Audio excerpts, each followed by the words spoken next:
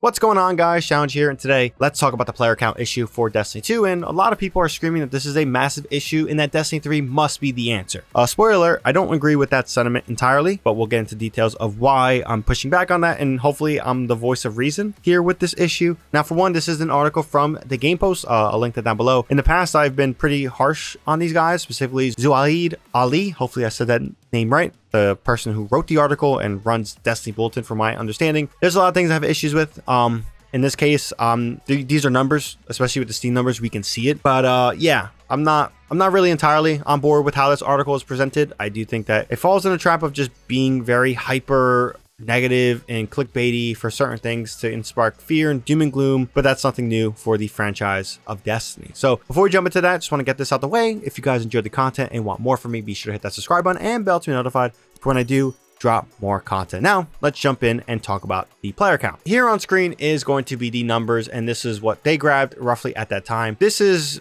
data from Cbro, and when you click on the link, it goes to Twitch, and I don't know how he's getting these numbers. It's intriguing, but yeah, it is what it is. I will say the Steam numbers are on the Steam charts. You can physically look that up for yourselves. PlayStation, Xbox, I really don't know how that number's going about. I'm pretty sure that they like to be, at least PlayStation, Xbox likes to be a little bit closed about their player count numbers because they can. It's like the Netflix subscriptions and these subscriptions like Disney Plus, Hulu, and all that stuff. They like to keep their numbers closed because they can. They don't have to. It's not TV. There's no broadcasting where like you could see ratings and viewers and, you know, the 18, the 49 demo, stuff like that. There's none of those numbers out there. So Steam is going to be the number we're focusing on the most. And 11,243 is not a good number, at least when they were looking at this. Now, what does that mean for Destiny 2? Guys, it's a transition period.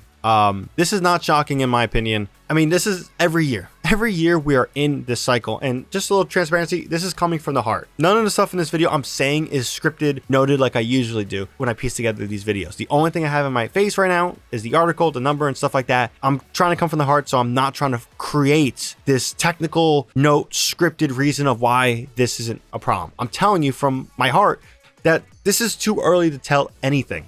It really is. When people say we need Destiny 3 to fix these issues, I disagree. You need to let Bungie cook with these expansions. I get it. People just want the next new thing. Path of Exile came out too, and people saw Diablo 4 came out like, oh, it's Destiny time. We need Destiny 3. You can be right, but there's also the risk. For example, I've stated this before. When Destiny 2 came out, I almost gave up on the franchise. I played the game, I loved the Red War campaign, then I started getting to the end game, and then I realized that I was going to have to experience the exact same frustrations I had when Destiny 1 launched and I got to that end game. Lack of content and stuff like that, it's just something that happens with some of these games. Sometimes with these games, they take a year and a half to 2 years to fully build out the content to really get your teeth into it. Sometimes the games, they nail it for a majority of player bases and they don't, and then the minority doesn't really like it, whatever. But I don't know if Destiny 3 is the answer. What we have to remember is this. There's a few things going on, and this is excluding the unfortunate layoffs over at Bungie. We're transitioning from game directors. That is a big transition. And from the past, when it came to Luke Smith transitioning to Joe Blackburn, we didn't really get time to breathe. I do think here that things were handled in a much better scenario, and the words coming from Bungie, it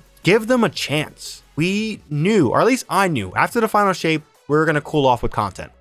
When the fact that they didn't exactly announce and confirm a major expansion, that was a sign of, okay, they're going to be retooling some stuff. This is a new era of the game. They want to explore and they want to change things up. And from the words written in their dev post, it's enough for me to say, I'm on board. Let's see what you guys deliver. We're getting changes to weapons. There's different tiers of weapons when it comes to loot and value. There's different armor sets now, and armor sets have their own perks, their own things that build craft. Stats are getting retuned.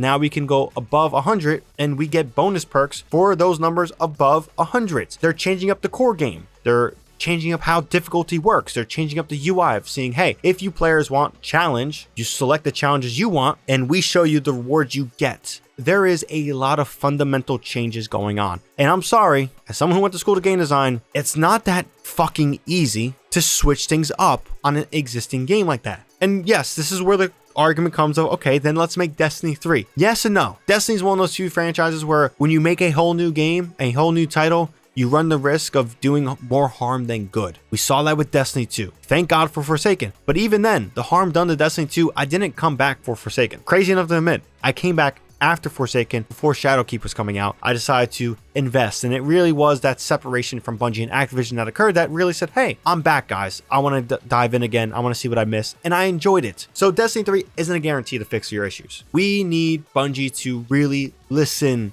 to some of the critiques and complaints we have. And I personally think with the Metrovania expansion coming out and 2 medium-sized expansions coming out per year, we're returning back to 4 seasons instead of 3 episodes, which I think episodes are always just a buffer to lead into the next saga, the next iterations of expansions. There's a lot of stuff I'm looking forward to. On the bug side, things like that, yes, Bungie needs to get it together on the bug side. Maybe laying off people that test out your game and try to figure out bugs wasn't the smartest thing, Pete Parsons. But besides that, it's too early to panic. We're in this cycle every single year. There are so many great games out there to play. Go play them. You don't need to invest in Destiny 2 all the damn time.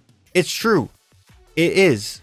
I love this game. I've been playing Revenant a lot, but I've also been getting back into Rainbow Six Siege. I've also been playing Marvel Rivals. Great games to play, specifically Marvel Rivals. If you want that Overwatch style game, go play it. We have a video on the channel talking about how awesome it is. Go check it out.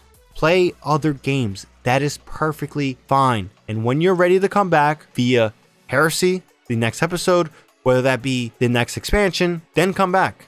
It's perfectly fine. But enough with the doom and gloom stuff. I get it. It gets clicks and things like that, but it's just a cycle. I get tired of it every single time we get here. But with that being said, hope you guys enjoyed this one. Curious to hear your guys' thoughts on the player count stuff. I love Destiny, guys. I'm still playing it. I'm still posting content. We got some stuff planned for this week. Getting back in the full swing of exploring things, messing with different classes and stuff like that. So don't worry, I'm not going anywhere, but curious to hear your guys' thoughts on this situation. If you guys enjoyed the content, found it informative, be sure to drop this video a like, helps out the video a ton. And of course, if you want more content from me, be sure to hit that subscribe button and bell to be notified for when I do drop more content. With that being said, that's all I gotta say in this one. ShadowNinja here, and I'm out.